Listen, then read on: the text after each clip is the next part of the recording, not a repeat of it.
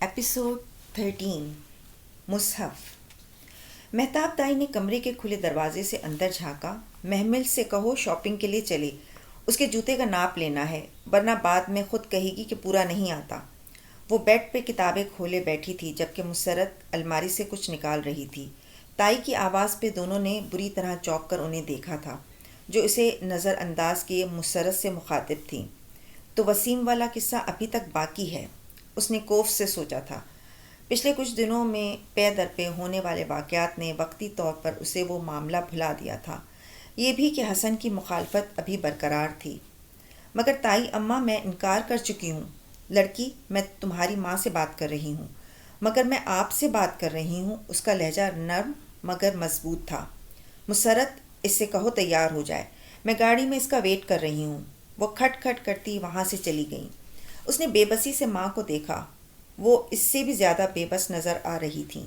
اماں، آپ ابھی چلی جاؤ محمل، ورنہ وہ ہنگامہ کر دیں گی۔ یہ سمجھتی کیوں نہیں ہے؟ وہ ضد سی ہو کر کتابیں رکھنے لگی۔ شاید حسن کچھ کر سکے، مجھے حسن سے بہت امید ہے، اور مجھے اللہ سے ہے۔ وہ کچھ سوچ کر عبایا پہننے لگی، پھر سیاہ حجاب چہرے کے گرد لپیٹا اور پن لگائی۔ خواہ مخواہ ہنگامہ کرنے کا فائدہ نہ تھا، چلی ہی جائے تو بہتر ہے، باقی بعد میں دیکھا جائے گا۔ لاؤنج میں سیڑھیوں کے پاس لگے آئینے کے سامنے وہ رکی، ایک نظر اپنے عکس کو دیکھا۔ سیاہ حجاب میں سنہری چہرہ دمک رہا تھا، اونچی پونی ٹیل سے حجاب پیچھے سے اٹھ سا گیا تھا اور وہ بہت اچھا لگ رہا تھا۔ وہ یوں ہی خود کو دیکھتی پلٹی ہی تھی کہ آخری سیڑھی اترتے حسن پہ نظر پڑی۔ کدھر جا رہی ہو؟ تائی اماں کے ساتھ شادی کی شاپنگ پہ۔ تم راضی ہو محمل؟ وہ بھونچکا سا اس کے قریب آیا۔ وہ بے اختیار 2 قدم پیچھے ہٹی۔ اس گھر میں مجھے اپنی رضا سے اس فیصلے کا اختیار نہیں ملا حسن بھائی۔ وہ کتنے ہی لمحے خاموش کھڑا اسے دیکھتا رہا، پھر آہستہ سے لب وا کیے، ہم کورٹ میرج کر لیتے ہیں۔ اور محمل کو لگا اس نے تھپڑ دے مارا ہے۔ آپ کو پتہ ہے آپ کیا کہہ رہے ہیں؟ وہ بمشکل ضبط کر پائی تھی۔ ہاں، میں تمہیں اس دلدل سے نکالنے کی بات کر رہا ہوں۔ آپ کورٹ میرج کی بات، انا للہ و انا الیہ راجعون، میں سوچ بھی نہیں سکتی تھی کہ آپ مجھ سے بات کریں گے۔ تمہیں اعتراض کیوں ہے محمل؟ یہ تمہاری شادی زبردستی وسیم سے کر دیں گے اور تم… حسن بھائی پلیز، آپ کو پتہ ہے کورٹ میرج کیا ہوتی ہے؟ سرکاری شادی، کاغذوں کی شادی۔ میں ایسی شادی کو نہیں مانتی جس میں لڑکی کے ولی کی مرضی شامل نہ ہو۔ اور میں کیوں یوں چھپ کر شادی کروں گی؟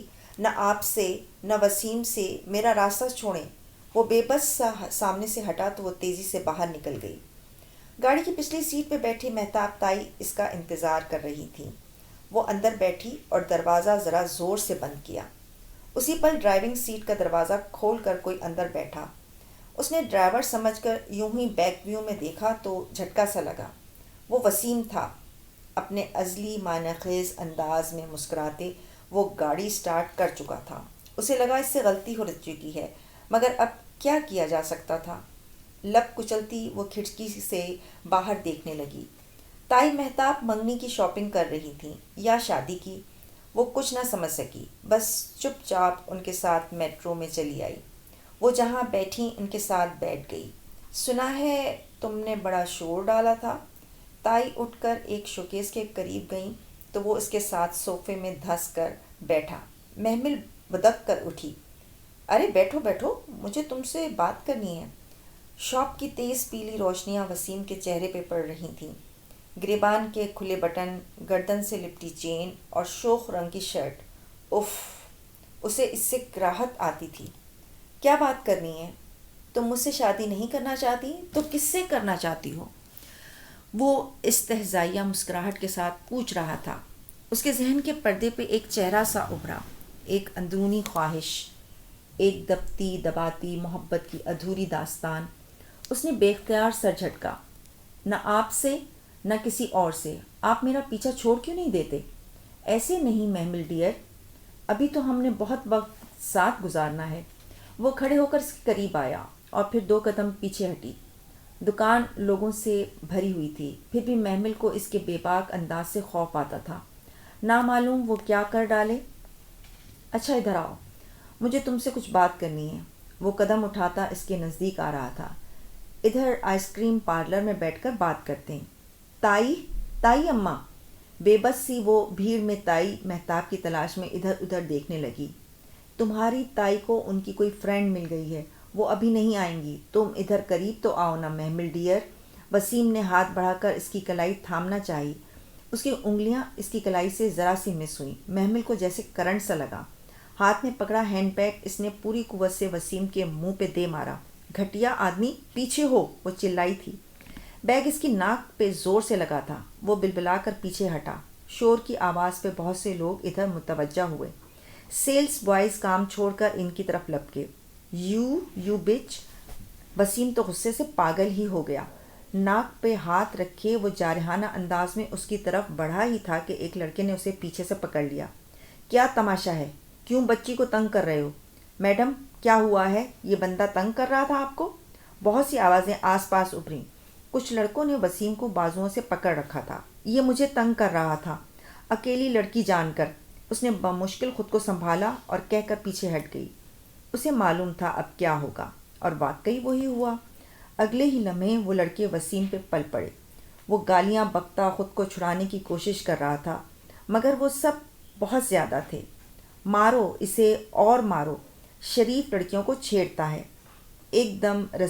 ایک عمر رسیدہ صاحب ہجوم کے پیچھے کھڑے سے غصے سے کہہ رہے تھے، زور سے مارو، اسے عبرت کی مثال بنا دو۔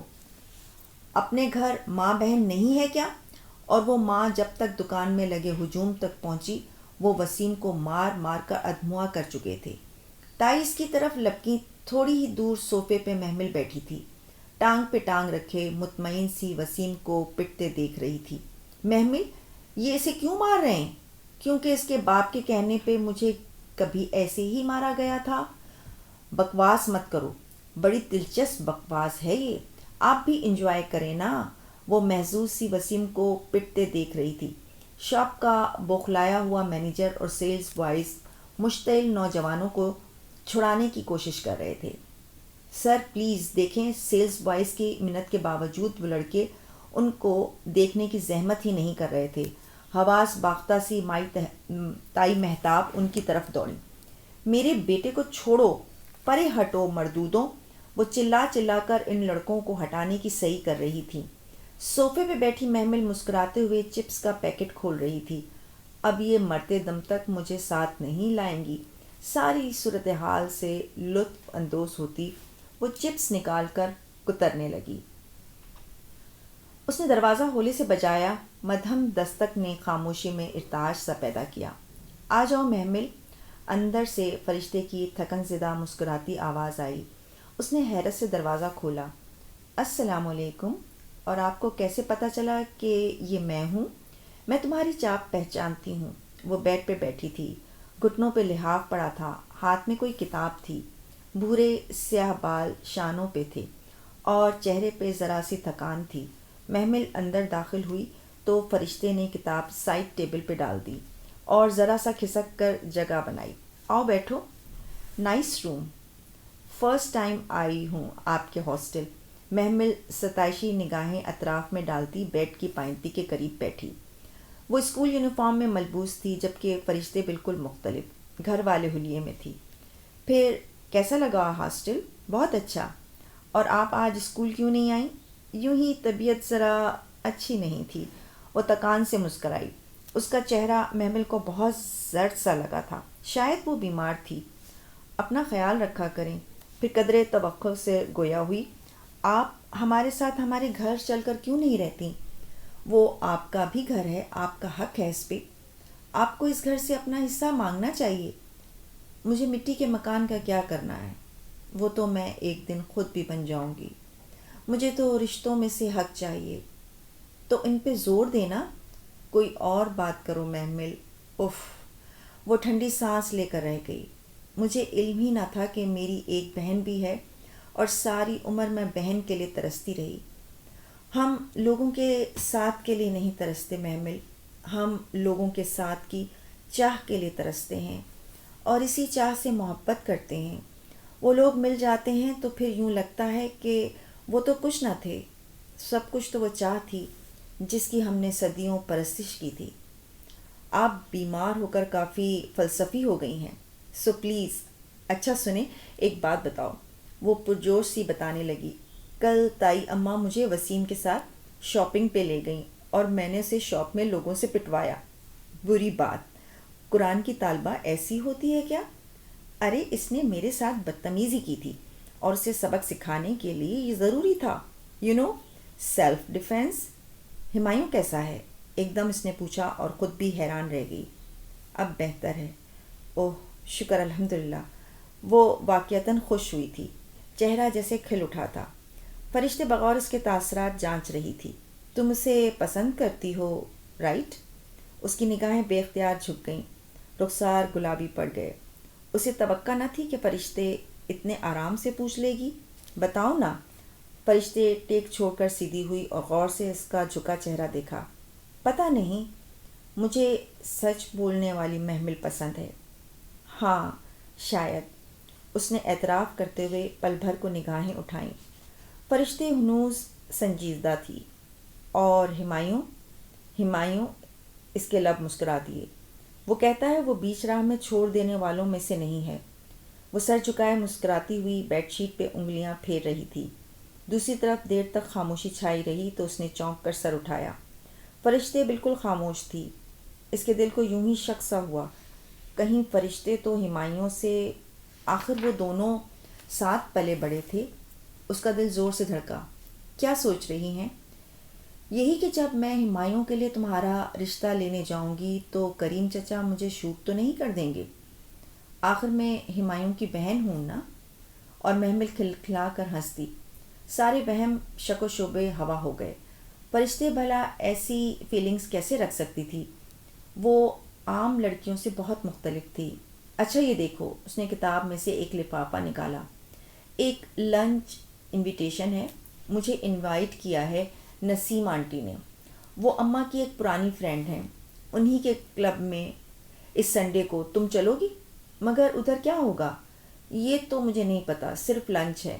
آنٹی نے کہا اگر میں آ جاؤں تو اچھا ہے، اماں کی کچھ پرانی فرینڈ سے بھی مل لوں گی۔ تم چلو گی؟ شور۔ وہ پورے دل سے مسکرائی اور پھر کچھ دیر بیٹھ کر واپس چلی آئی۔ اتوار کی دوپہر وہ مقررہ وقت پہ مسجد کے برآمدے میں کھڑی تھی۔ سیاہ عبایا میں ملبوس، سیاہ حجاب چہرے کے گرد لپیٹے، وہ کھڑی بار بار کلائی پہ بندھی گھڑی دیکھتی تھی۔ عبایا وہ اب بھی کبھی کبھی باہر پہنتی تھی، ہاں نقاب نہیں کرتی تھی، صرف حجاب کر لیتی۔ دفعتاً اوپر سیڑھیوں پہ آہٹ ہوئی۔ محمل نے سر اٹھایا۔ فرشتے تیزی سے زینے اتر رہی تھی، ایک ہاتھ میں چابی پکڑے، دوسرے سے وہ پرس میں کچھ کھنگال رہی تھی۔ السلام علیکم، تم پہنچ گئی؟ چلو، عجلت میں کہتے ہوئے اس نے پرس بند کیا اور برآمدے کی سیڑھیاں اتر گئی۔ محمل اس کے پیچھے ہو لی۔ ہمایوں گھر میں ہی ہوگا، مل نہ لیں؟ وہ گیٹ کے باہر رک کر بولی تو محمل مسکرا دی۔ شور۔ وہ لاؤنج میں ہی تھا، صوفے پہ بیٹھے، پاؤں میز پہ رکھے، چند فائلز کا سرسری سا مطالعہ کر رہا تھا۔ انہیں آتے دیکھا تو فائلز رکھ کر اٹھ کھڑا ہوا۔ خوش آمدید۔ فرشتے کے پیچھے آتی محمل کو دیکھ کر وہ مسکرا دیا تھا۔ اس کا چہرہ پہلے سے قدرے کمزور لگ رہا تھا، مگر ہسپتال میں پڑے ہمایوں سے وہ خاصا بہتر تھا۔ میں ہمایوں کو اتنے سالوں میں بھی السلام علیکم کہنا نہیں سکھا سکی محمل، اور کبھی تو مجھے لگتا ہے میں اسے کچھ بھی نہیں سکھا سکوں گی۔ فرشتے نے تھکی ہوئی سانس لے کر محمل کو بتایا تھا۔ اچھا بھائی، السلام علیکم۔ وہ ہنس دیا تھا۔ بیٹھو۔ وہ اس کے سامنے والے صوفے پہ بیٹھ گئی، مگر فرشتے کھڑی رہی۔ نہیں ہمایوں، ہمارے پاس بیٹھنے کا وقت نہیں ہے۔ مگر تمہاری بہن تو بیٹھ گئی ہے۔ فرشتے نے مڑ کر محمل کو دیکھا جو آرام سے صوفے پہ بیٹھی تھی۔ بہن اٹھو، ہم بیٹھنے نہیں آئے۔ محمل ایک دم گڑبڑا کر اٹھ کھڑی ہوئی۔ فرشتے ہمایوں کی طرف پلٹی۔ ہم بس تمہارا حال پوچھنے آئے تھے، تم اب ٹھیک ہو؟ میں ٹھیک ہوں، مگر بیٹھو تو صحیح۔ نہیں، ہمیں لنچ پہ جانا ہے نسیم آنٹی کی طرف، اماں کی کچھ فرینڈ سے بھی مل لیں گے۔ اور محمل، اس نے سوالیہ ابرو اٹھائی۔ محمل، ظاہر ہے میری بہن ہے تو میرے ساتھ ہی رہے گی نا؟ وہ بے اختیار مسکرا دیا۔ عبایا میں ملبوس وہ دونوں دراز قد لڑکیاں اس کے سامنے کھڑی تھیں، سیاہ حجاب چہرے کے گرد لپٹے، دونوں کی ایک جیسی سنہری آنکھیں تھیں۔ یہ فیصلہ کرنا مشکل تھا کہ ان میں سے کون زیادہ خوبصورت تھی۔ ہاں، فرشتے 2 انچ زیادہ لمبی ضرور تھی۔ اس کے چہرے پہ ذرا سنجیدگی تھی، جبکہ محمل کے چہرے پہ کم عمری کی معصومیت برقرار تھی، اور یہ وہ محمل تو نہ تھی جس سے وہ پہلی بار اسی لاؤنج میں ملا تھا۔ سیاہ مکیش کی ساڑی، چھوٹی آستینوں سے جھلکتے گداز بازو اور اونچے جوڑے سے نکلتی گھنگریالی لٹوں والی، اسے اس کا ایک ایک نقش یاد تھا۔ اور وہ کوئی اور محمل تھی، اور یہ عبایا اور حجاب والی کوئی اور تھی۔ ایسے کیا دیکھ رہے ہو؟ یہی کہ تم نے محمل کو اپنے رنگ میں رنگ لیا ہے۔ یہ میرا رنگ نہیں ہے، یہ صبغت اللہ ہے۔ اللہ کے رنگوں سے بہتر کون سا رنگ ہو سکتا ہے؟ چلو محمل۔ اوکے ہمایوں، اپنا خیال رکھنا۔ السلام علیکم۔ وہ محمل کا بازو تھامے مڑی ہی تھی کہ وہ پکار اٹھا، سنو فرشتے۔ ہاں، وہ دونوں ساتھ ہی پلٹیں۔ تم بہت بولتی ہو، اور تم نے محمل کو ایک لفظ بھی بولنے نہیں دیا، تمہیں معلوم ہے؟ مجھے معلوم ہے، اور تم نے ساری عمر تو اسی کو سننا ہے۔ یہ کم ہے کہ میں نے تمہیں اس سے ملوا دیا ہے، مگر نہیں، انسان بہت ناشکرا ہے۔ چلو محمل۔ وہ محمل کو بازو سے تھامے اسی طرح عجلت میں واپس لے گئی، اور وہ حیرتوں میں گھرا کھڑا رہ گیا، پھر سر جھٹک کر مسکرا دیا تھا۔ یہ فرشتے کو کس نے بتایا؟ اس گول میز کے گرد دونوں اپنی نشستوں پہ بور سی بیٹھی تھیں۔ باقی کرسیوں پہ آنٹی ٹائپ چند خواتین جلوہ افروز تھیں۔ محمل بار بار کلائی پہ بندی گھڑی کو دیکھتی، وہ واقعی بہت بور ہو رہی تھی۔ فرشتے ہی تھی جو اسے اپنے ساتھ بیٹھی نسیم آنٹی سے کوئی نہ کوئی بات کر لیتی، ورنہ وہ تو مسلسل جمائی روکتی بیزاری سے ادھر ادھر دیکھ رہی تھی۔ اس ملک میں عورتوں کو وہ حقوق حاصل نہیں جو مردوں کو ہیں۔ وہ نہ چاہتے ہوئے بھی مسز رضی کی طرف متوجہ ہو گئی، جو ناک چڑھائے اپنی انگوٹھیوں سے مزین ہاتھ ہلا کر کہہ رہی تھیں، اور یہ اس صدی کی سب سے بے وقوفانہ بات ہے اگر کوئی کہے کہ مرد عورت سے برتر ہے۔ میں تو نہیں مانتی ایسی کسی بات کو۔ بالکل، وہ سب غرور میں ڈوبی عورتیں ایک دوسرے کی ہاں میں ہاں ملا رہی تھیں۔ محمل کا پرس میز پہ رکھا تھا، اس نے اس کو اٹھا کر گود میں رکھا، پھر اندر سے اپنا سفید کور والا قرآن نکالا جو وہ ہمیشہ ساتھ رکھتی تھیں۔ یہ سب جہالت کی باتیں ہیں مسز رضی۔ جب تک اس ملک میں تعلیم عام نہیں ہوگی، لوگ عورت اور مرد کے برابر حقوق تسلیم نہ کر سکیں گے۔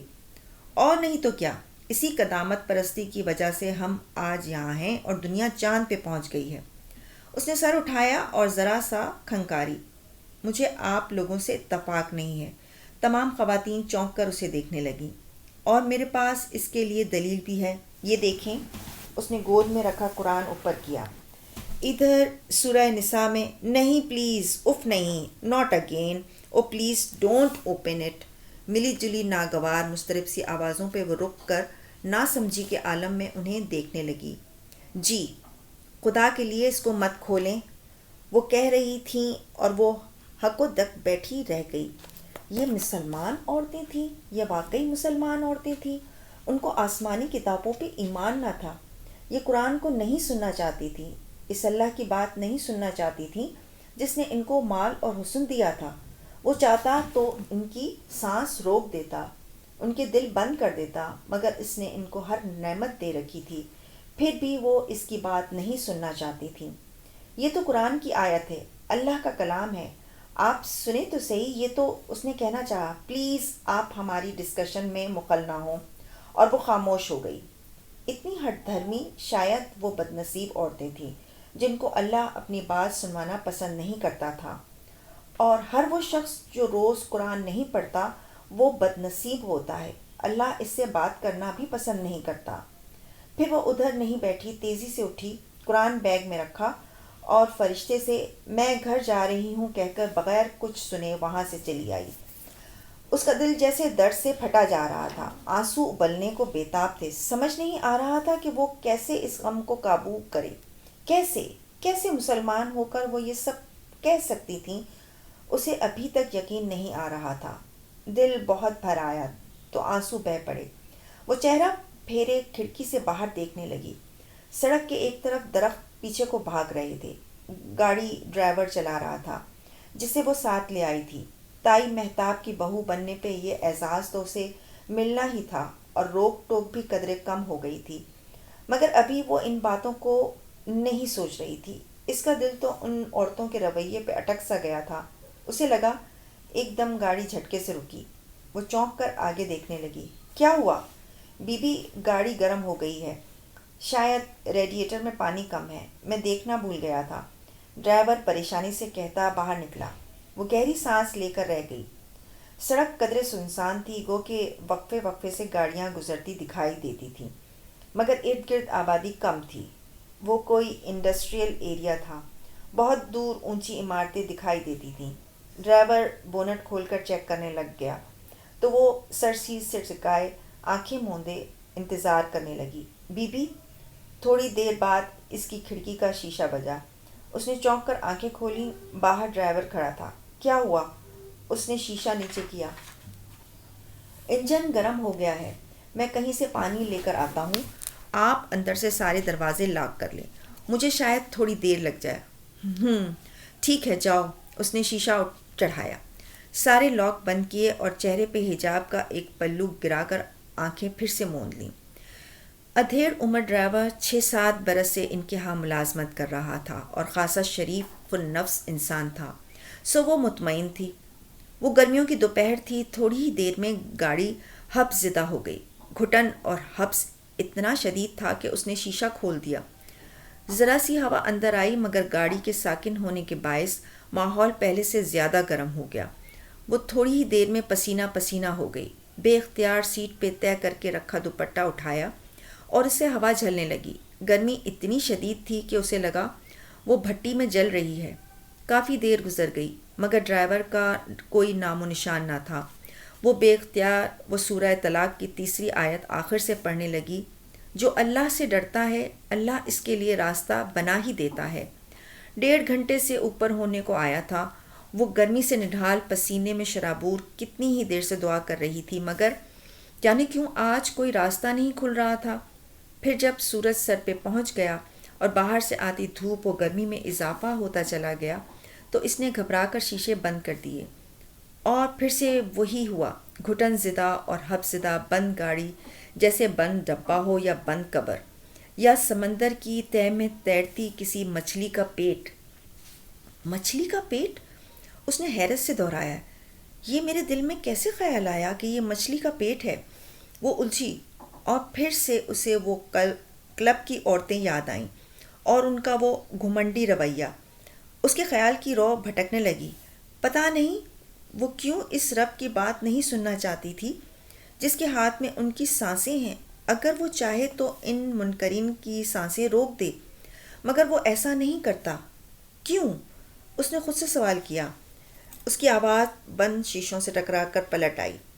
باہر فضا صاف دکھائی دے رہی تھی، دور سے جھلکتی اونچی عمارتیں، ان کے اوپر آسمان جہاں سے پرندے اڑتے ہوئے گزرتے تھے۔ یہ عمارتیں، یہ آسمان، زمین، یہ اڑتے پرندے، یہ زمین کو روندتے ہوئے چلتے متکبر لوگ، وہ سب زندہ تھے۔ ان کی سانسیں اپنے انکار کے باوجود نہیں رکتی تھیں۔ کیوں؟ کیونکہ ان کی سانس ان کو مہلت کی علامت ہے۔ محمل بی بی، کسی کے گناہ کتنے ہی شدید ہوں، اگر سانس باقی ہے تو امید ہے شاید کہ وہ لوٹ آئیں۔ وہ رب تو ان نافرمانوں سے مایوس نہیں ہوا، پھر تم کیوں ہوئی؟ کوئی اس کے اندر بولا تھا۔ وہ جیسے سناٹے میں آ گئی۔ کتنی جلدی وہ نہ ماننے والوں سے مایوس ہو گئی، ان پہ کڑنے لگی۔ پھر کیوں وہ کسی کی ہٹ دھرمی دیکھ کر یہ فرض کر بیٹھی کہ وہ کبھی نہیں بدل سکتی؟ کیوں؟ اس نے مایوس ہو کر بستی چھوڑ دی۔ اس کی آنکھوں سے آنسو ابل پڑے۔ بے اختیار اس نے دعا کے لیے ہاتھ اٹھائے۔ نہیں کوئی الہ تیرے سوا، پاک ہے تو، بے شک میں ہی ظالموں میں سے ہوں۔ ندامت کے آنسو اس کے گالوں پہ لڑھک رہے تھے۔ اسے بستی نہیں چھوڑنی چاہیے تھی۔ اگر کچھ لوگ قرآن نہیں سننا چاہتے تو کوئی تو ہوگا جو اسے سننا چاہے گا۔ خود وہ کیا تھی؟ قرآن کو اس روز چھت پہ کھولتے ہی بدک اٹھنے والی آج کدھر تھی؟ صرف اس سیاہ فام لڑکی کی ذرا سی کوشش، ذرا سے تجسس کو بھڑکانے والے عمل سے وہ کسی نہ کسی طرح آج ادھر پہنچ گئی تھی کہ اللہ اس سے بات کرتا تھا۔ پھر اپنی پارسائی پہ غرور اور دوسرے کی تحقیر کیسی؟ اس کے آنسو ابھی بہہ ہی رہے تھے کہ ڈرائیور سامنے سے آتا دکھائی دیا۔ اس کے دونوں ہاتھوں میں پانی کی بوتلیں تھیں، اور جو اللہ سے ڈرتا ہے اللہ اس کے لیے راستہ نکال ہی دیتا ہے۔ بے اختیار اس کے لبوں سے نکلا تھا۔ اسے لگا اس کی توبہ شاید قبول ہو گئی تھی۔ کبھی کبھی اسے لگتا تھا ایمان اور تقویٰ بھی سانپ سیڑھی کے کھیل کی طرح ہوتا ہے، ایک صحیح قدم کسی معراج پہ پہنچا دیتا ہے تو دوسرا غلط قدم گہری کھائی میں۔ اس نے بے اختیار سوچا تھا۔ گاڑی گھر کے سامنے رکی اور ڈرائیور نے ہارن بجایا۔ چوکیدار گیٹ کھول ہی رہا تھا جب اس کی نگاہ ساتھ والے بنگلے پہ پڑی۔ تم جاؤ، میں آتی ہوں۔ وہ سبک رفتاری سے باہر نکلی۔ بریگیڈیئر صاحب کا چوکیدار وہیں گیٹ پہ کھڑا تھا۔ اس نے فوراً گیٹ کھنگالا۔ سنو، یہ اپنے صاحب کو دے دینا، اور چند پمفلٹ نکال کر اس کی طرف بڑھائے۔ ان سے کہنا یہ امانت ہے، چاہے تو پڑھ لیں، کوئی دباؤ نہیں، مگر میں واپس ضرور لینے آؤں گی۔ پکڑ لو نا۔ باہر کھڑے چوکیدار کو پمفلٹس زبردستی تھمائے اور واپس گھر کی طرف جانب کھولی۔ کوئی تو ہوگا جو اسے سننا چاہے گا، آج نہیں تو کل نہیں، مگر کبھی تو وہ ان پمفلٹس کو کھولیں گے۔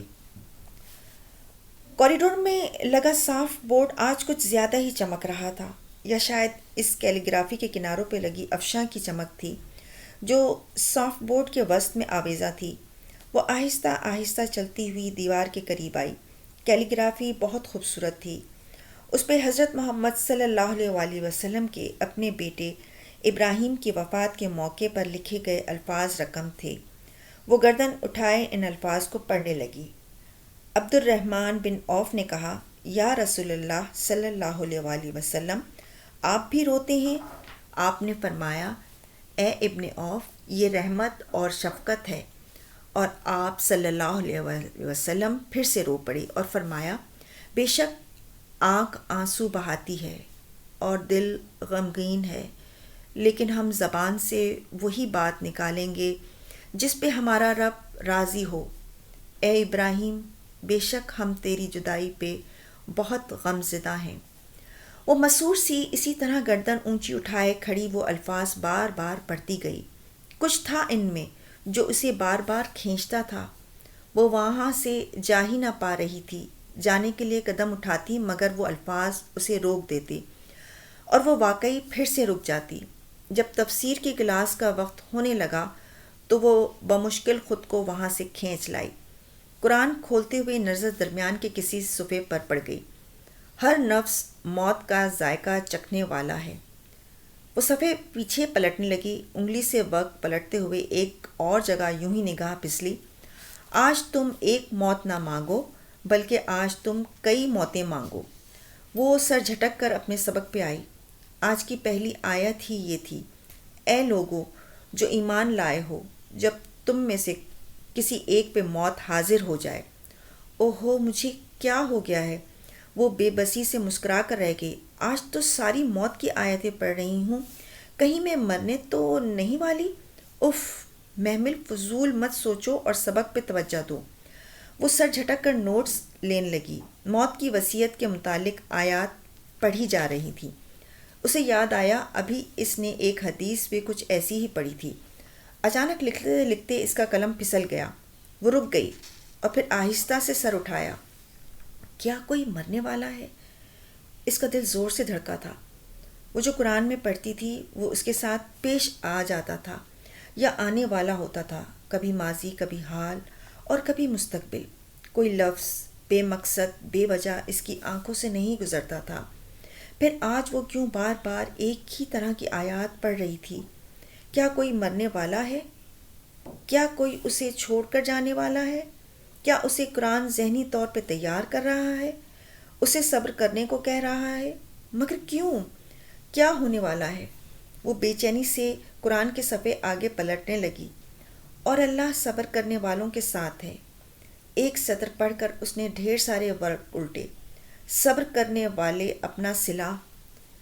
پورا پڑھے بغیر اس نے آخر سے قرآن کھولا، اور ایک دوسرے کو صبر کی تلقین کرتے رہو۔ اور پھر وہ صفحے تیز تیز پلٹتی ایک نظر سے سب گزارتی جا رہی تھی۔ اور کوئی نہیں جانتا وہ کون سی زمین پہ مرے گا۔ محمل کا دم گھٹنے لگا۔ بے اختیار گھبرا کر اس نے قرآن بند کیا۔ اسے پسینہ آ رہا تھا، دل زور زور سے دھڑک رہا تھا۔ کچھ ہونے والا تھا، کیا وہ برداشت کر پائے گی؟ شاید نہیں، اس میں اتنا صبر نہیں ہے۔ وہ کچھ نہ برداشت کر پائے گی، کبھی بھی نہیں۔ اس نے وحشت سے ادھر ادھر دیکھا۔ میڈم مصباح کا لیکچر جاری تھا۔ لڑکیاں سر جھکائے نوٹس لے رہی تھیں، کوئی اس کی طرف متوجہ نہ تھا۔ اس نے ذرا سی گردن اوپر کو اٹھائی۔ اوپر چھت تھی، چھت کے پار آسمان تھا، وہاں کوئی اس کی طرف ضرور متوجہ تھا، مگر وحشت اتنی تھی کہ وہ دعا بھی نہ مانگ سکی۔ تبھی آیا اماں اسے دروازے میں نظر آئیں۔ ان کے ہاتھ میں ایک چٹ تھی۔ وہ میڈم مصباح کے پاس گئیں اور چٹ ان کی طرف بڑھائی۔ میڈم نے لیکچر روک دیا اور چٹ تھامی۔ محمل بنا پلک جھپے ان کو دیکھ رہی تھی۔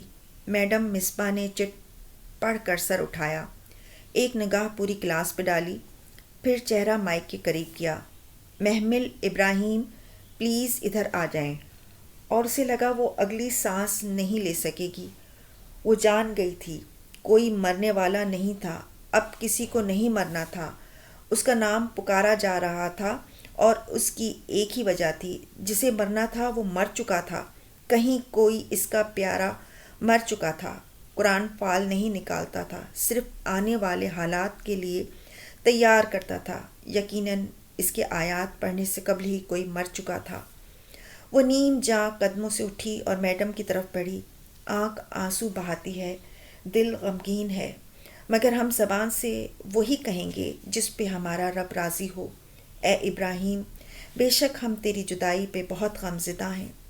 صدیوں پہلے کسی کے کہے گئے الفاظ کی بازگشت اسے سارے ہال میں سنائی دے رہی تھی۔ باقی ساری آوازیں بند ہو گئی تھیں۔ اس کے کان بند ہو گئے تھے، زبان بند ہو گئی تھی، بس وہ ایک آواز اس کے ذہن میں گونج رہی تھی، آنکھ آنسو بہاتی ہے، دل غمگین ہے، دل غمگین ہے، دل غمگین ہے۔ وہ بمشکل میڈم مصباح کے سامنے کھڑی ہوئی۔ جی میڈم، آپ کا ڈرائیور آپ کو لینے آیا ہے، ایمرجنسی ہے، آپ کو گھر جانا۔ مگر وہ پوری بات سنے بغیر ہی سیڑھیوں کی طرف بھاگی۔ ننگے پاؤں، زینے پھلانگتی وہ تیزی سے اوپر آئی تھی۔ جوتوں کا ریک ایک طرف رکھا تھا، مگر محمل کو اس وقت جوتوں کا ہوش نہ تھا۔ وہ سنگ مرمر کے فرش پہ ننگے پاؤں دوڑتی جا رہی تھی۔ وہ فرحان چچا کے ایکارڈ سامنے کھڑی تھی۔ ڈرائیور دروازہ کھولے منتظر کھڑا تھا۔ اس کا دل ڈوب کر ابھرا۔ بی بی آپ پلیز خاموش رہو۔ وہ بمشکل ضبط کرتی اندر بیٹھی۔ اور جلدی چلو۔ اس کا دل یوں دھڑک رہا تھا گویا ابھی سینہ توڑ کر باہر آ گرے گا۔ آغا ہاؤس کا مین گیٹ پورا کھلا تھا۔ باہر گاڑیوں کی قطار لگی تھی۔ ڈرائی وے پہ لوگوں کا جم غفیر اکٹھا تھا۔ گاڑی ابھی گیٹ کے باہر سڑک پہ ہی تھی کہ وہ دروازہ کھول کر باہر بھاگی۔ ننگے پاؤں تارکول کی سڑک پہ جلنے لگے، مگر اس وقت جلن کی پرواہ کسے تھی؟ اس نے رش میں گھر سے آغا جان کو دیکھا، غفران چچا کو دیکھا، حسن کو دیکھا، وہ سب اس کی طرف بڑھے تھے، مگر وہ اندر کی طرف لپک رہی تھی۔ لوگوں کو ادھر ادھر ہٹاتی وہ ان آوازوں تک پہنچنا چاہتی تھی جو لان سے آ رہی تھیں، عورتوں کے بین، رونے، آہو بکا کی آوازیں۔ لوگ ہٹ کر اس سفید یونیفارم اور گلابی اسکارف والی لڑکی کو راستہ دینے لگے تھے۔ وہ بھاگتی ہوئی لان تک آئی اور پھر گھاس کے دہانے پہ بے اختیار رک گئی۔ لان میں عورتوں کا ایک ہجوم اکٹھا تھا۔ درمیان میں چارپائی رکھی تھی، اس پہ کوئی سفید چادر اوڑھے لیٹا تھا۔ چارپائی کے چاروں طرف عورتیں رو رہی تھیں، ان کے چہرے گٹمٹ ہو رہے تھے۔ ایک فضا چچی تھیں، اور ہاں نائمہ چچی بھی تھیں، اور وہ سینے پہ دو ہتھڑ مار کر روتی رضیہ پھپھو تھیں، اور وہ اونچی آواز میں بین کرتی مہتاب تائی تھیں۔ سب تو ادھر موجود تھے، پھر کون تھا اس چارپائی پہ؟ کون تھا وہ؟ اس نے ادھر ادھر نگاہ دوڑائی۔ وہاں سارا خاندان اکٹھا تھا، بس ایک چہرہ نہ تھا، اماں۔ اس کے لب پھڑ پھڑائے۔ اس نے انہیں پکارنے کے لیے لب کھولے، مگر آواز نے گویا ساتھ چھوڑ دیا۔ وہ وحشت سے ادھر ادھر دیکھنے لگی، شاید اس کی ماں کسی کونے میں بیٹھی ہو، مگر وہ کہیں نہ تھی، اس کی ماں کہیں نہ تھی۔ محمل، محمل، وہ عورتیں اسے پکار رہی تھیں، اٹھ کر اسے گلے سے لگا رہی تھی۔ کسی نے راستہ بنا دیا تو کوئی میت کے پاس سے ہٹ گیا، کوئی ہاتھ سے پکڑ کر چارپائی کے قریب لے آیا، کسی نے شانوں پہ زور دے کر اسے بٹھا دیا، کسی نے میت کے چہرے سے سفید چادر ہٹا دی۔ کون کیا کر رہا تھا اسے کچھ سمجھ میں نہیں آ رہا تھا۔ ساری آوازیں آنا بند ہو گئی تھیں۔ ارد گرد کی عورتوں کے لب ہل رہے تھے مگر وہ سن نہ پا رہی تھی کہ وہ کیا کہہ رہی ہیں، رو رہی ہیں یا ہنس رہی ہیں۔ وہ تو بس یک ٹک بنا پلک جھپکے اس زرد چہرے کو دیکھ رہی تھی جو چارپائی پہ آنکھیں موندے لیٹا تھا۔ نتنوں میں روئی ڈالی گئی تھی اور چہرے کے گرد سفید پٹی تھی۔ وہ چہرہ واقعی اماں سے بہت ملتا تھا، بالکل جیسے اماں کا چہرہ ہو، اور شاید وہ اماں کا چہرہ ہی تھا۔ اسے بس ایک پل لگا تھا یقین آنے میں، اور پھر اس نے چاہا کہ وہ بھی دھاڑیں مار کر رونے لگے، نوحہ کرے، بین کرے، زور زور سے چلائے، مگر وہ رحمت للعالمین کے کہے گئے الفاظ، مگر ہم زبان سے وہی کہیں گے جس پہ ہمارا رب راضی ہو۔ اور اس کے لب کھلے رہ گئے، آواز حلق میں ہی دم توڑ گئی، زبان ہلنے سے انکاری ہو گئی۔ اس کا شدت سے دل چاہا کہ اپنے سر پیٹے، سینے پہ 2 ہتھڑ مار کر بین کرے، دوپٹہ پھاڑ ڈالے اور اتنا چیخ چیخ کر روئے کہ آسمان ہل جائے۔ اور پھر اس نے ہاتھ اٹھائے بھی، مگر نوحہ کرنے والی اگر توبہ کیے بغیر مر گئی تو اس کے لیے تارکول کے کپڑے اور آگ کے شعلے کی قمیض ہوگی۔ جو گریبان چاک کرے اور رخساروں پہ تماچے مارے اور بین کرے وہ ہم میں سے نہیں۔ یہ ہدایت تو ابد تک کے لیے تھی۔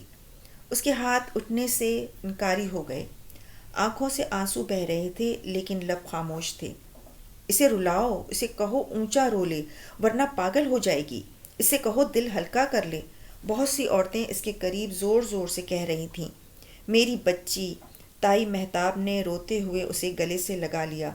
وہ اسی طرح ساکت سی بیٹھی ماں کی میت کو دیکھ رہی تھی۔ آنکھوں سے آنسو گر کر گردن پہ لڑھک رہے تھے، اس کا پورا چہرہ بھیگ گیا تھا مگر زبان نہیں ہلتی تھی۔ مسرت تو ٹھیک ٹھاک تھی، پھر کیسے؟ بس صبح کہنے لگی سینے میں درد ہے، ہم فوراً اسپتال لے کر گئے، مگر ادھوری سی آوازیں اس کے ارد گرد سے آ رہی تھیں مگر اسے سنائی نہ دے رہی تھیں۔ اس کی آنکھوں کے سامنے اندھیرا چھا رہا تھا۔ اسے لگا اسے چکر آ رہے ہیں، عجیب سی گھٹن تھی، اس کا سانس بند ہونے لگا تھا۔ وہ ایک دم اٹھی اور عورتوں کو ہٹاتی اندر بھاگ گئی۔ کسی نے دروازے پہ ہلکی سی دستک دی، 1 دفعہ 2 دفعہ پھر تیسری دفعہ۔ اس نے گھٹنوں پہ رکھا سر ہولے سے اٹھایا، دروازہ بج رہا تھا۔ وہ آہستہ سے اٹھی، بیڈ سے اتری، سلیپر پاؤں میں ڈالے اور کنڈی کھولی۔ باہر فضا چچی کھڑی تھی۔ محمل بیٹا، تمہارے آغا جان تمہیں بلا رہے ہیں۔ آتی ہوں، اس نے ہولے سے کہا تو فضا چچی پلٹ گئیں۔ وہ کچھ دیر یوں ہی ادھر کھڑی رہی، پھر باہر آ گئی۔ سیڑھیوں کے قریب لگے آئینے کے پاس سے گزرتے ہوئے وہ پل بھر کو رکی۔ اس کا عکس بھی رک کر اسے دیکھ رہا تھا۔ ہلکی نیلے رنگ کی شلوار قمیض پہ سفید ململ کا دوپٹہ سر پہ لیے، وہ کمزور سی محمل ہی تھی۔ ہاں شاید وہی تھی۔ سفید دوپٹے کے حالے میں اس کا چہرہ کملایا ہوا لگ رہا تھا، آنکھوں کے گرد ہلکے تھے۔ وہ سر جھٹک کر آگے بڑھ گئی۔ آغا جان کے کمرے میں سب چچا اور چچیاں موجود تھیں۔ وسیم بھی ایک طرف کھڑا تھا۔ آؤ محمل، اسے دیکھ کر آغا جان نے سامنے صوفے کی طرف اشارہ کیا۔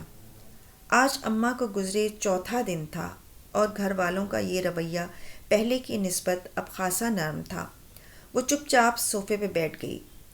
اس صبح جب مسرت کی ڈیتھ ہوئی اس نے درد شروع ہوتے ہی یہ کچھ چیزیں وصیت کی تھیں تمہارے لیے۔ اسے لگ رہا تھا اب وہ مزید نہیں جی پائے گی۔ ہم نے سوچا کہ تمہیں دے دی جائیں۔ انہوں نے ایک طرف رکھا ڈبہ اٹھایا۔ محمل نے سر اٹھا کر ڈبے کو دیکھا۔ یہ ڈبہ اماں کے زیورات کا تھا۔ وہ اسے ہمیشہ تالا لگا کر الماری کے نچلے خانے میں رکھتی تھیں۔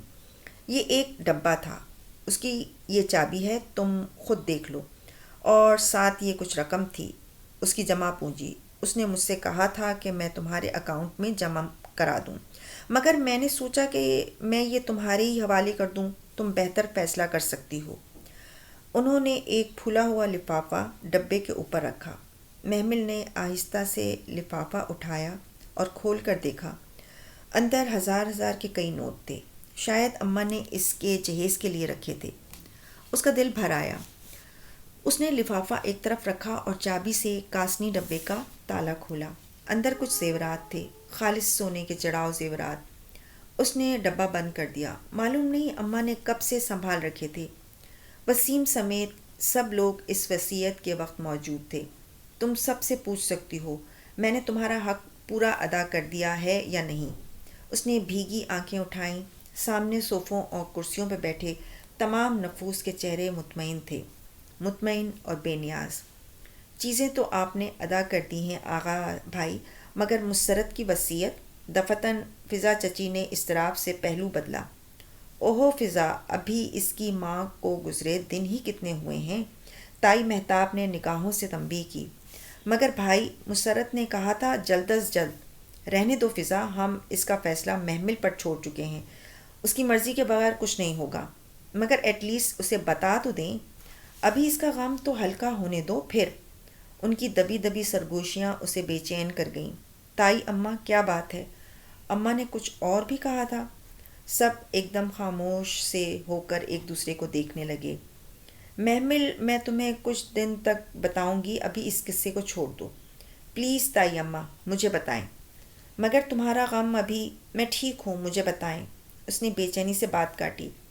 تائی مہتاب نے ایک نظر سب کو دیکھا، پھر قدرے ہچکچا کر گویا ہوئیں۔ بات یہ ہے کہ مسرت نے مرنے سے پہلے وسیم کو بلا کر ان سب کے سامنے تمہارے آغا جان سے کہا تھا کہ اگر وہ بچ نہ سکے تو جتنی جلدی ہو ہم محمل کو وسیم کی دلہن بنا کر سہارا دیں، اس کو بے آسرا نہ چھوڑیں، اور تمہارے آغا جان نے اس سے وعدہ کر لیا کہ وہ ایسا ہی کریں گے۔ وہ اپنی جگہ سن سی ہو گئی، زمین جیسے قدموں سے تلے سے سرکنے لگی تھی اور آسمان سر سے ہٹنے لگا تھا۔ اماں نے یہ سب کہا؟ ہاں، یہ سب لوگ جو یہاں ہیں اس بات کے گواہ ہیں، تم کسی سے بھی پوچھ لو۔ وہ ایک دم بالکل چپ سی ہو گئی۔ عجیب سی بات تھی، اسے یقین نہ آ رہا تھا۔ لیکن محمل، ہم نے یہ فیصلہ تم پہ چھوڑ دیا ہے، تم چاہو تو یہ شادی کرو، چاہو تو نہ کرو۔ ہم نے تمہیں اس لیے آگاہ کر دیا کہ یہ تمہاری ماں کی آخری خواہش تھی، یہ تم پہ منحصر ہے، تم اس کی بات رکھتی ہو یا نہیں، ہم میں سے کوئی تم پہ زور نہیں ڈالے گا۔ وہ سر جھکائے کاسنی ڈبے کو دیکھ رہی تھی، ذہن میں جیسے جھکڑ چل رہے تھے۔ مگر یہ ڈبہ اور لفافہ ثبوت تھا کہ یہ وصیت واقعی اس کی ماں نے کی تھی۔ اگر تمہیں منظور ہے تو ہم اگلے جمعے کو نکاح رکھ لیتے ہیں کہ مسرت کی خواہش تھی، یہ کام جلد از جلد کیا جائے۔ اگر نہیں تو کوئی بات نہیں، تم جو چاہو گی وہی ہوگا۔ مہتاب تائی اتنا کہہ کر خاموش ہو گئیں۔ اس نے ہولے سے سر اٹھایا، سنہری آنکھیں پھر سے بھیگ چکی تھیں۔ کمرے میں موجود تمام نفوس دم سادھے اسے دیکھ رہے تھے۔ میں اپنی ماں کی بات کا مان رکھوں گی، آپ جب کہیں گے میں شادی کے لیے تیار ہوں۔ پھر وہ رکی نہیں، ڈبہ اور لفافہ اٹھا کر تیزی سے کمرے سے نکل گئی۔ وہ کچن میں کرسی پہ بیٹھی تھی، ہاتھ میں صبح شام کی دعاؤں اور اذکار کی کتاب تھی، اور وہ منہمک سے پڑھ کر دعا مانگ رہی تھی۔ ہم نے صبح کی فطرت اسلام پہ اور کلمہ اخلاص پہ اور اپنے نبی محمد صلی اللہ علیہ وآلہ وسلم کے دین پہ اور اپنے باپ ابراہیم علیہ السلام کی ملت پہ، جو یکسو مسلمان تھے اور وہ مشرکوں میں سے نہ تھے۔ محمل، کسی نے زور سے کچن کا دروازہ کھولا۔ اس نے چونک کر سر اٹھایا۔ سامیہ عجلت میں اندر داخل ہوئی تھی۔ تم سے کوئی ملنے آیا ہے، ڈرائنگ روم میں ہے، جاؤ مل لو۔ کون ہے؟ وہی پولیس والا، وہ کہہ کر پلٹ گئی۔ ہمایوں آیا ہے؟ وہ کتنی ہی دیر کتاب ہاتھ میں لیے بیٹھی رہی، پھر آہستہ سے اسے بند کیا، سلیب پہ رکھا، لباس کی شکنیں درست کیں اور سیاہ دوپٹہ ٹھیک سے سر پہ لے کر باہر آ گئی۔ ڈرائنگ روم سے باتوں کی آوازیں آ رہی تھیں، جیسے دو لوگ گفتگو میں مشغول ہوں۔ یہ ہمایوں سے کون باتیں کر رہا ہے؟ وہ الجھتی ہوئی اندر آئی۔ ڈرائنگ روم اور ڈائننگ ہال کے درمیان سفید جالی دار پردہ تھا۔ وہ پردے کے پیچھے ذرا دیر کو رکی۔ سامنے بڑے صوفے پہ ہمایوں بیٹھا تھا، اس کے بالکل مقابل سنگل صوفے پہ آرزو بیٹھی تھی، ٹانگ پہ ٹانگ رکھے، آدھی پنڈلی تک ٹراؤزر پہنے وہ اپنے مخصوص بے نیاز حلیے میں تھی، کٹے ہوئے بالوں میں ہاتھ پھیرتی وہ ہنس ہنس کر ہمایوں سے کچھ کہہ رہی تھی۔ جانے کیوں اسے یہ اچھا نہ لگا۔ اس نے ہاتھ سے پردہ سمیٹا اور اندر قدم رکھا۔ وہ جیسے اسے دیکھ کر کچھ کہتے کہتے رکا اور پھر بے اختیار کھڑا ہو گیا۔ بلیو شرٹ اور گرے پینٹ میں ملبوس وہ ہمیشہ کی طرح بہت شاندار لگ رہا تھا۔ آغا جان اسے پسند نہیں کرتے تھے، مگر پھر بھی اسے اندر آنے دے دیا گیا، شاید اس لیے کہ اب وہ ان کی بہو بننے والی تھی اور اس کو وہ ناراض نہیں کرنا چاہتے تھے۔ السلام علیکم، وہ آہستہ سے کہہ کر سامنے صوفے پہ بیٹھ گئی۔ آرزو کے چہرے پہ ذرا سی ناگواری ابھری، جسے ہمایوں نے نہیں دیکھا تھا۔ وہ پوری طرح محمل کی طرف متوجہ تھا۔ مجھے مسز ابراہیم کی ڈیتھ کا پتہ بہت دیر سے چلا۔ میں کراچی گیا ہوا تھا، آج ہی آیا ہوں۔ فرشتے نے جیسے ہی بتایا میں آ گیا۔ آئی ایم ویری سوری محمل، واپس صوفے پہ بیٹھتے ہوئے وہ بہت تعصب سے کہہ رہا تھا۔ محمل نے جواب دینے سے پہلے ایک نظر آرزو کو دیکھا۔ آرزو باجی، آپ جا سکتی ہیں، اب میں آ گئی ہوں۔ ہاں شور، آرزو اٹھ کھڑی ہوئی، مگر جاتے ہوئے ان کو شادی کا کارڈ دے دینا۔ مسکرا کر وہ گویا جتا گئی تھی۔ محمل کے سینے میں ہک سی اٹھی۔ کس کی شادی؟ وہ چونکا تھا۔ محمل کی شادی وسیم کے ساتھ؟ آپ کو نہیں پتہ ایس پی صاحب، اسی فرائیڈے ان کا نکاح ہے۔ آپ ضرور آئیے گا، میں آپ کا کارڈ نکلوا دیتی ہوں۔ ٹھہریے، وہ خوش دلی سے کہتی باہر نکل گئی۔ کتنے ہی لمحے خاموشی کے نظر ہو گئے۔ یہ کیا کر رہی تھی؟ وہ بولا تو اس کی آواز میں حیرت تھی، بے پناہ حیرت۔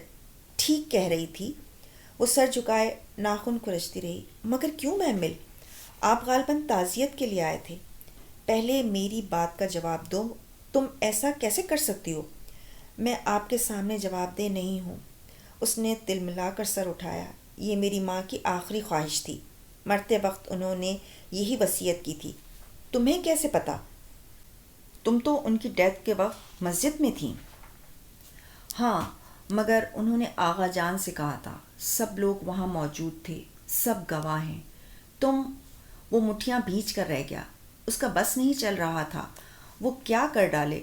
تم انتہائی بے وقوف اور احمق ہو۔ میں اپنی ماں کی بات کا مان رکھنا چاہتی ہوں۔ اس میں کیا حماقت ہے؟ وہ چڑ گئی۔ نادان لڑکی، تمہیں یہ لوگ بے وقوف بنا رہے ہیں، استحصال کر رہے ہیں۔ کرنے دیں، آپ کو کیا ہے؟ وہ پیر پٹک کر کھڑی ہو گئی۔ آپ میرے کون ہیں جو مجھ سے پوچھ گچھ کر رہے ہیں؟ میں جو بھی ہوں مگر تمہارا دشمن نہیں ہوں۔ وہ بھی ساتھ ہی کھڑا ہوا۔ اس کی آواز میں بے بسی تھی۔ کبھی یہی بات اس نے بہت اکھڑ لہجے میں بھی کہی تھی جب وہ مسجد کے باہر اسے لینے آیا تھا، اور اس رات کی صبح کو جو اس کی زندگی اجاڑ گئی تھی۔ اگر آپ کے دل میں میری ماں کا ذرا سا بھی احترام ہے تو مجھے وہ کرنے دیں جو میری ماں چاہتی تھی۔ ماں باپ کبھی اولاد کا برا نہیں چاہتے، اسی میں کوئی بہتری ہوگی۔ آپ جا سکتے ہیں۔ وہ ایک طرف ہٹ کر کھڑی ہو گئی۔ اسی پل پردہ ہٹا کر آرزو نمودار ہوئی۔ آپ کا کارڈ، آئیے گا ضرور۔ اس نے مسکرا کر کارڈ ہمایوں کی طرف بڑھایا۔ ہمایوں نے ایک قہر آلود نگاہ کارڈ پہ ڈالی اور دوسری محمل پہ، پھر لمبے ڈگ بھرتا باہر نکل گیا۔ نو پرابلم، آرزو شانے اچکا کر کارڈ لیے واپس مڑی۔ اماں، وہ کراہ کر صوفے پہ گر گئی۔ یہ اماں اسے کس منجدان میں چھوڑ کر چلی گئی تھی؟ کیوں کیا انہوں نے یہ فیصلہ؟ کیوں اماں؟ وہ دونوں ہاتھوں میں سر گرائے سوچتی رہ گئی۔